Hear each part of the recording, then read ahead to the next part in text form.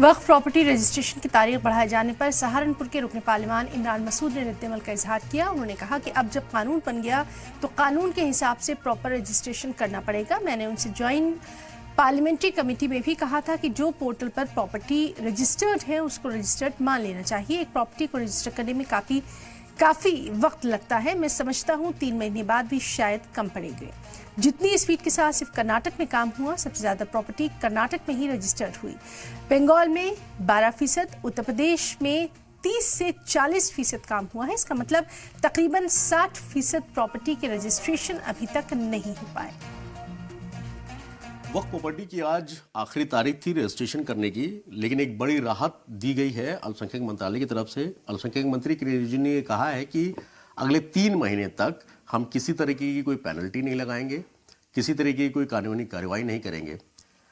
विपक्ष का एक सांसदों का डेलीगेशन अल्पसंख्यक मंत्री से मुलाकात की थी। किस तरीके की बात हुई जिसका रिएक्शंस आज देखने को मिला, उसके बाद एक बड़ी राहत के तौर पर मेरे साथ सांसद इमरान मसूद मौजूद हैं। इमरान जी, आप लोगों का एक डेलीगेशन मिला था केंद्रीय अल्पसंख्यक मंत्री से, क्या कुछ बात हुई? और आज एक बड़ी राहत के तौर पर देखा जा रहा है कि 3 महीने के तरीके से टाइम मिला है। हालांकि डेट आज ही लास्ट डेट है, लेकिन यह है कि रियायत के तौर पर थोड़ा सा फायदा जरूर हुआ है। देखिए, अब जब कानून बन गया है तो कानून के हिसाब से उसके ऊपर रजिस्ट्रेशन कराना बहुत ज़रूरी है। मैंने उनसे कहा था कि हमने जेपीसी में भी ये कहा था कि जो वामसी पोर्टल के ऊपर आपका रजिस्टर्ड ऑलरेडी प्रॉपर्टी है उनको रजिस्टर्ड मान लेना चाहिए। एक प्रॉपर्टी के रजिस्टर्ड करने में कम से कम 10 से 12 मिनट लग रहे हैं। तो ये मैं समझता हूँ कि 3 महीने भी शायद कम पड़ेंगे, क्योंकि जिस तरह से इतनी स्पीड के साथ सिर्फ कर्नाटका के अंदर काफ़ी काम हुआ है। कर्नाटका में सबसे ज़्यादा प्रॉपर्टी रजिस्टर्ड हुई, बंगाल में सिर्फ 12% रजिस्ट्रेशन हुआ है, उत्तर प्रदेश के अंदर लगभग 30% 40% हुआ है।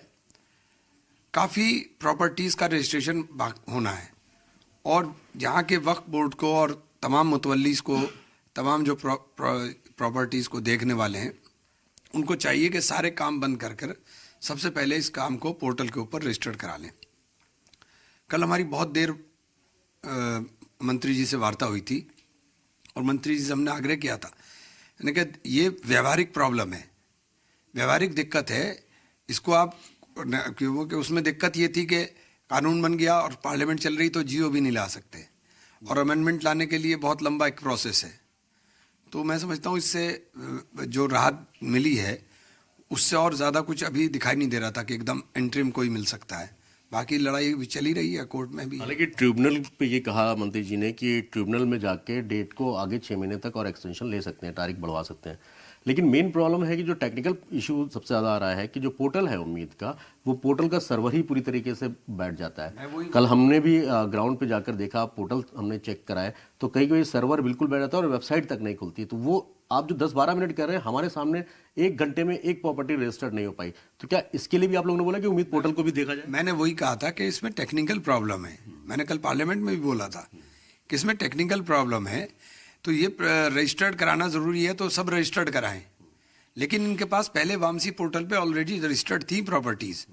अगर वो कर लेंगे, अगर वामसी पोर्टल की प्रॉपर्टीज़ को रजिस्टर्ड मान लेंगे या वो सरकार अपने आप रजिस्टर्ड कर लेगी, तो मैं समझता हूँ इस समस्या का काफ़ी हद तक समाधान और हो जाएगा। मैं सुझाव देकर आया हूँ, देखिए आगे क्या होता है।